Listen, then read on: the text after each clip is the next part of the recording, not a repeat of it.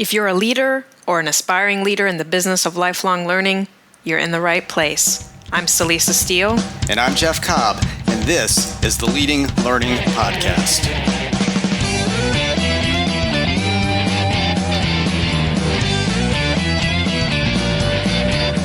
Hello and welcome to episode 144 of the Leading Learning Podcast. This time around, we're going to discuss a 4-part formula for selling your educational offerings. Definitely a valuable topic for any learning business, but before we dig into it, we want to offer a message from Next Thought, our sponsor for the third quarter of 2018. Brought to you by Next Thought, Associations Next is your opportunity to learn from some leading thinkers in e-learning and membership organizations, as well as giving you the chance to test drive the Next Thought LMS platform.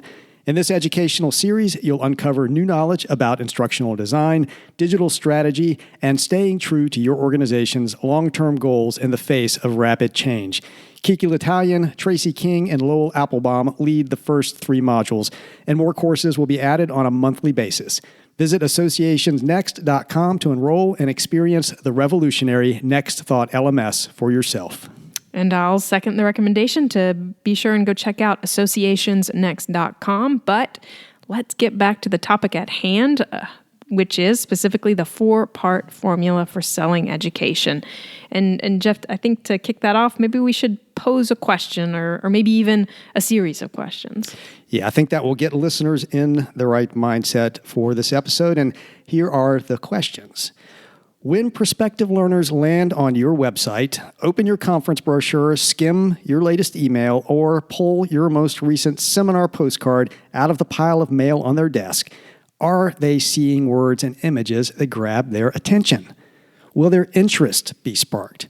Will their desire be fanned into flame? Will they feel compelled to take action? If that doesn't sound like the kind of impact your efforts to promote and sell education are having, we encourage you to grab a representative example of your latest promotional efforts. Really? Hit pause here if you're in a position to do it and go find an example. We're all about learning by doing. If you can't pause right now, and we definitely recommend you don't if you're driving, for example, just try to get an example firmly in mind, and let's take it for a spin through the classic 4-part ADA formula for effective marketing promotions. Okay, but before we go any further, let's be clear about what we mean by ADA. So ADA is an acronym, AIDA, and it stands for attention, interest, desire, and action. And these represent the 4 stages that prospective customers move through in a typical buying process, from that initial awareness to making an actual purchase. The goal of anyone promoting a product or service is to help prospects move through these stages so that they're going to be converted from prospects to customers. And the origins of ADA can be traced back to more than a century ago, and since that time, the formula has been used by countless copywriters. Nonetheless, as popular and as useful as it is, many would-be copywriters either don't know about the formula or don't follow it in a conscious, disciplined way when creating promotional materials. So as we move through the rest of this episode, we want to challenge you to really think about how well the example we asked you to go and find from your own promotions, how well that example supports each step of ADA. We'll even ask you to score yourself on each step of the ADA formula. But first, using the ADA formula successfully hinges on understanding your prospective customers as well as possible, and as a result, knowing what offer of value is really likely to resonate with them. So in other words, there is research to be done before you start writing.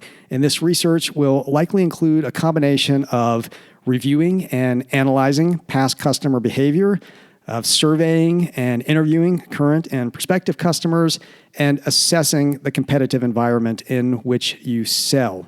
So as a framework for this process, we really encourage you to use the market insight matrix that we've developed at Tagoras. That's free, and we'll link to it in the show notes. But regardless of the approach you take, what you're going to arrive at is an appreciation of the customer situation. So, what is the prospective customer experiencing, the challenges, the opportunities that may make her receptive to your offering. You'll get insight into buying motivation. So, what is she likely thinking or feeling that might cause her to take action now? And you'll get an understanding of key barriers and objections. So, what would prevent her from taking action? So as we proceed, we're going to make the assumption that you have a reasonable understanding of your customer. Hopefully that went into whatever example you're going to have in mind or be looking at as we do this. But to the extent that you find it difficult to give confident answers to the questions that are going to follow in this episode, you may need to back up and do some work to bolster your understanding of your customer. So let's talk about the first A, attention. Grabbing a prospect's attention hinges on communicating a promise of value that aligns clearly with the prospective customer's situation. Now, that promise can be explicit or implicit, but either way, it's going to suggest that you understand the customer's situation and that you have something to offer that will change that situation for the better. So, put yourself in the mind of your target prospect. Think about it. There are dozens, maybe even hundreds of emails in her inbox. She regularly receives postcards and brochures from your competitors, not to mention from you. And for the particular marketing example that you chose to review, what's the headline? What are the words at the top of the page or in the email subject line? Does that headline really grab your attention as you are putting yourself in that mind of your target prospect? Does that headline deliver or imply a promise of value that is likely to resonate with your target learner? Is it likely to stand out, or is it going to be buried in a pile or queue of other communications? Now, in case it's not obvious, you have to be willing to be truly objective and honest when answering these questions. It can be all too easy to sort of just go, it's catchy. But you need to really put yourself in the shoes of that prospect. And if your headline seems a little weak, we have some suggestions for you. And to help illustrate this attention piece and then some of the other aspects of the AIDA formula, let's assume that we're trying to grab the attention of a prospective customer who is, one, a director of education at a trade or professional association, and two, concerned that members are not engaged by her organization's professional development programs. So that's our sample target prospect. And then we can consider some of these time-tested approaches for how to grab attention. So one way is to ask a provocative question. So for our target prospect, it might be something like, is your professional development programming putting your members to sleep? Another approach is to use numbers. So you might say 7 steps to boosting learning engagement today. You might put in a call for action, something like try these simple steps to breathe new life into your educational programming. And you can also use relevant adjectives and adverbs. So you might say something like research-based and cost-effective steps to dramatically boost learner engagement.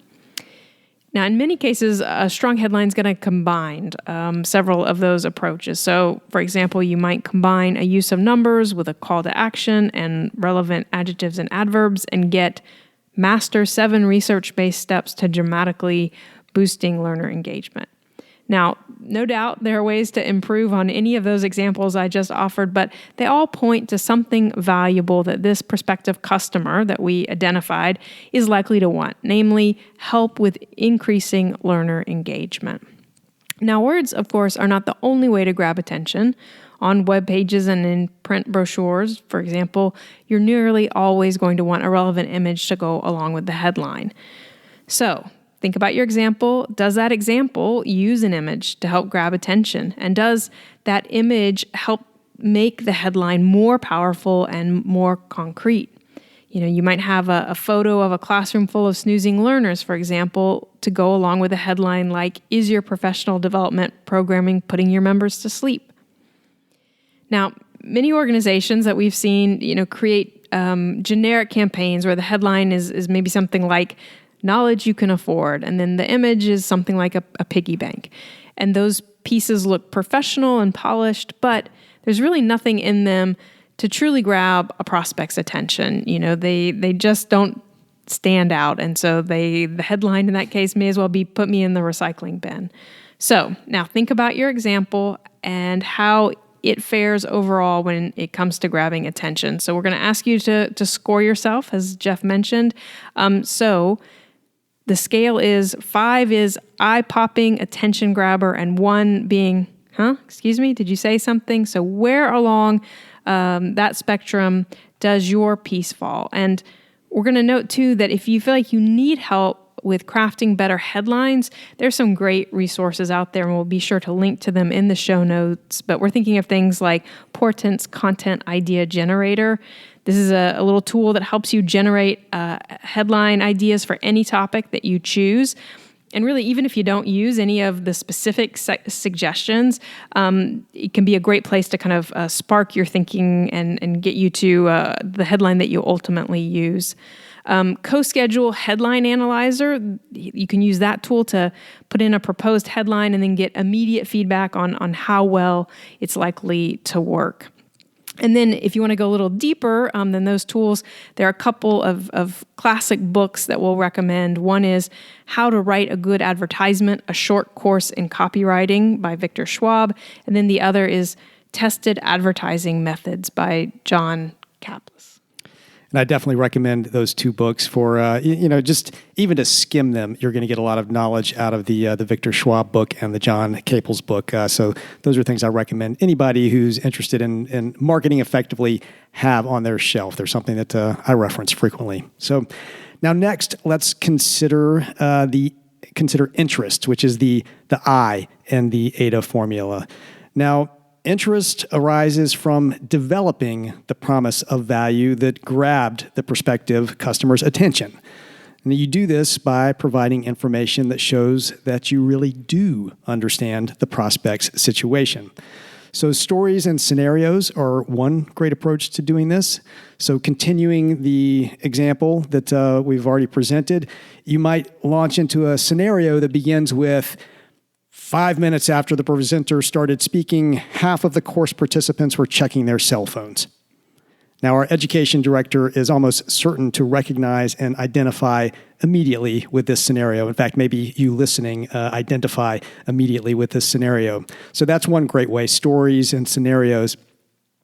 Data, if you have it, is another great way to stoke interest. So you might offer up data like, within 10 minutes of the beginning of the average professional development seminar, 75% of the participants have checked their cell phones at least one time. Now, I'll say that, by the way, I made that data up, so definitely don't quote it, but you get the point. Then finally, one of the most powerful ways to build interest and to lead prospects toward desire, which we're going to get to, is to actually deliver on some aspect of your value promise. So if you've promised 7 steps, for example, discuss one of them in some detail, or perhaps even touch on all 7 at a high level with the promise of much deeper treatment in the actual educational offering.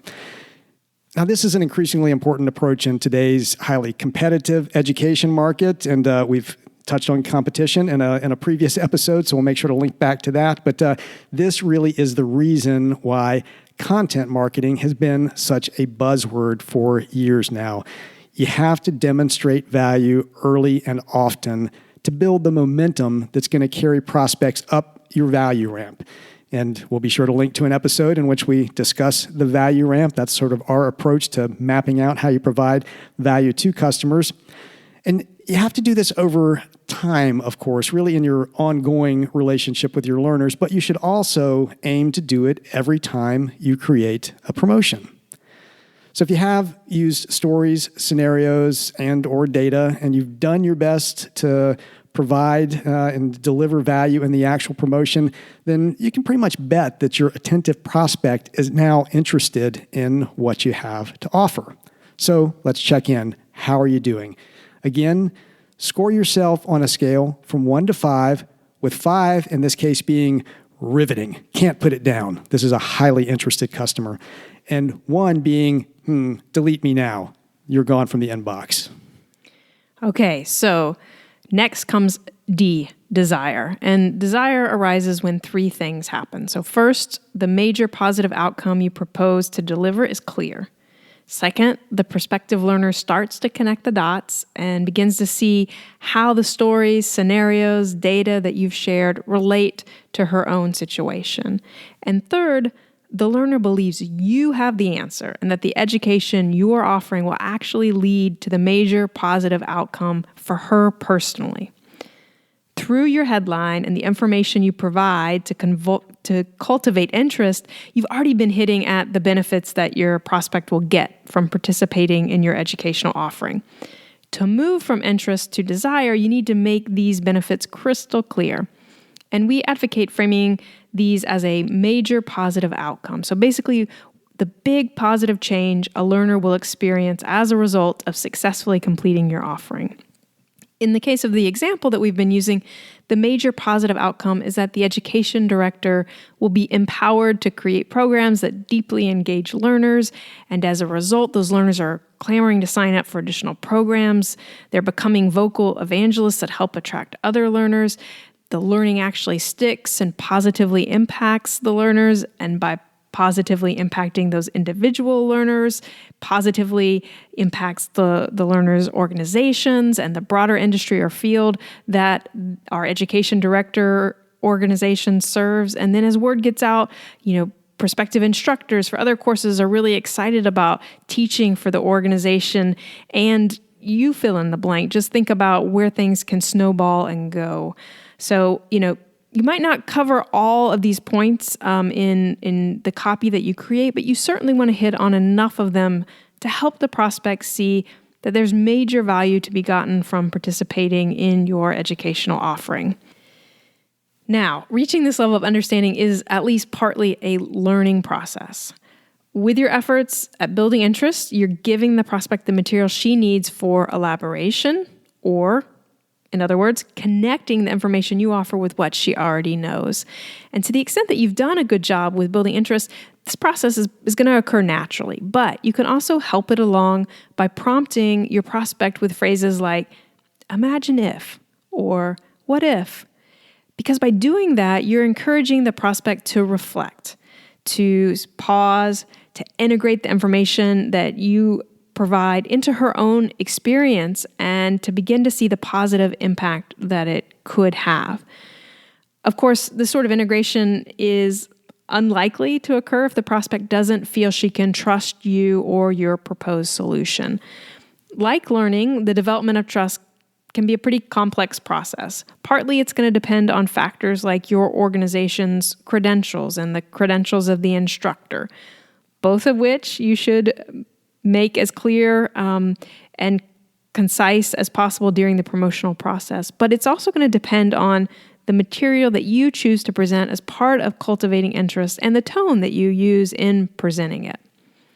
Now, another key factor in developing trust, and it's one that's often overlooked or poorly used, and this is namely the use of testimonials as social proof. And we've written and talked a lot about social proof, and so we'll make sure to link to some of those previous reflections on testimonials and social proof in the show notes for this episode. And so I won't go into a whole lot of detail here, but the main point is that there are very few ways of establishing trust that beat a peer or someone that the prospect is likely to hold in esteem.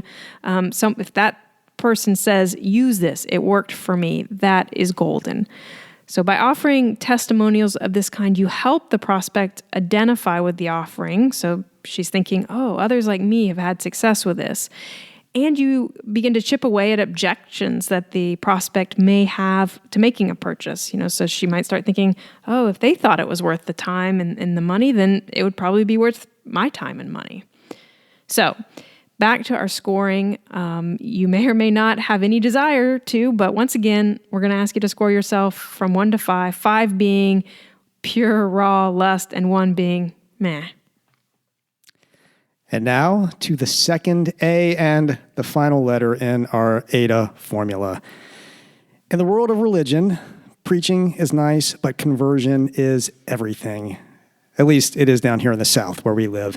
And the same is true in marketing, and that's what action is all about. You can grab their attention and get them all lathered up, but if they don't ultimately buy or subscribe or get the full story or like or whatever it is you want them to do, then you're putting in an awful lot of effort for very little return. And this applies doubly or triply if you don't have actual salespeople who can ask for the sales. You're really relying on what your copy can do for you. So, what's the key to an effective call to action? In a nutshell, it is ask them for the right thing at the right time. So let's start simply with ask them.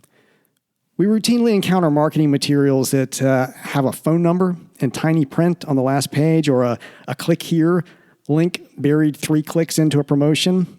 And as calls to action, these are, they're pretty much worthless. A prospect should never have to search for or decipher a call to action. So, if click here, then, they need to know immediately what's in it for me. And in most cases, the ask should be made multiple times in a promotion, and it should always be clear what result the prospect's action will lead to. Now, let's move on to not just asking them, but asking them the right thing. And here's a key point. That may not mean register now, which is the usual action in any sort of educational sales. As the first 3 steps we've talked about suggest, effective promotion is a process of establishing value. So depending on what you're selling and to whom, there may be multiple stages, and as a result, multiple actions that prospects need to go through. And, as a rule, the more complex and more expensive the offering, the more steps before asking for the buy. So, it's one thing to get somebody to buy an e-learning course for $49 pretty quickly. It's another thing to get them to go to a, multi-day or multi-week leadership institute that's going to be a huge commitment. So you have to build that into what you're doing. So if the only ask that you ever offer your education customers is for them to register, which means basically fork over some money whenever they receive a seminar or conference promotion from you, then you shouldn't be surprised if they aren't exactly eager to hear from you. So one last time, we'll go back to that 1 to 5 scale, with 5 meaning ka-ching, which means not necessarily money, but they did what you wanted them to do, and 1 meaning don't call me, I'll call you. So based on that scale, how did you do? So that was the last of the 4-part formula, and we've reached the moment of truth. This is where you can add up your numbers for the 4 parts of the ADA formula. And so here's kind of our breakdown of how you might interpret your score. So if you got 16 to 20, 20 obviously being the highest possible score, we're going to call that solid to excellent. So you need to keep doing what you're doing. You're scoring high, you're scoring well. You should be seeing good to great results already, but you need to keep doing it. And if you aren't actually seeing those good to great results, then you might need to go back and score yourself more objectively and more honestly than you did the first time around. If your scores add up to somewhere between 11 and 15, then we characterize this as ho-hum to hopeful. So you may be experiencing moderate success, but it's likely driven by habit and loyalty among your customer base. And those are certainly important factors. You definitely want loyalty among your customers, and it's a good thing if they come to you out of habit. But those can fade over time if your promotional efforts are lacking. So you need to make sure that you're promoting well to kind of keep replenishing that loyalty and that sense of habit. If your scores add up to 6 to 10, we're going to say you're hurting. You probably need to rally the troops, maybe even call in some outside help. And if you scored from 0 to 5, then we say, why don't you call us? Now, of course, keep in mind, you've only gone through one example at this point, and maybe you happen to choose something that wasn't an anomaly, for better or for worse. So you definitely want to run through this with a few examples before you draw any big conclusions. And really, no matter where you end up, just try to keep the ADA formula top of mind as you create promotions going forward. And for some bonus points, if you've already thought to have someone else in your organization, or better yet, if you've had prospects or customers go through this exercise, give yourself a couple extra bonus points because that bit of initiative suggests that brighter days are ahead for your marketing promotions. And if you haven't had anyone else go through this exercise, we highly recommend getting them to do it and then seeing how your scores compare to theirs. So that wraps up our discussion of the 4-part AIDA formula. If you are not in a position to work through an example as we went along, if you happen to be driving or working out or doing any of those things that we do when we listen to podcasts, then that would be a perfect reason to get the show notes for this episode by going to leadinglearning.com/episode 144. You'll get the text that goes along with everything we covered and, of course, also be able to re-listen to the episode. While you're there at the show notes, you'll see various options for subscribing to the podcast. And if you're getting value out of what you hear and aren't already subscribed, we'd be truly grateful if you would. We'd also be grateful if you take just a minute to give us a rating on iTunes. Just go to leadinglearning.com/iTunes. That'll put you in the right place. We really appreciate your rating and review, and those reviews and ratings are also instrumental in helping others who are interested in the learning business find this podcast. We also encourage you to visit associationsnext.com. Jeff and I put a lot of effort into the Leading Learning podcast, and one of the reasons we're able to do that is because of the support of sponsors. So please visit associationsnext.com, where you'll have the chance to learn and to experience the Next Thought LMS in action. Finally, consider telling others about the podcast. You can send out a tweet simply by going to leadinglearning.com/share, and that will magically pop up a tweet that you can just hit send on. Or if tweeting isn't your thing, you can pick another social network. You can walk down the hall. You can shout it from the top of your building. But whatever you do, spread the good word. Thanks again, and see you next time on the Leading Learning podcast.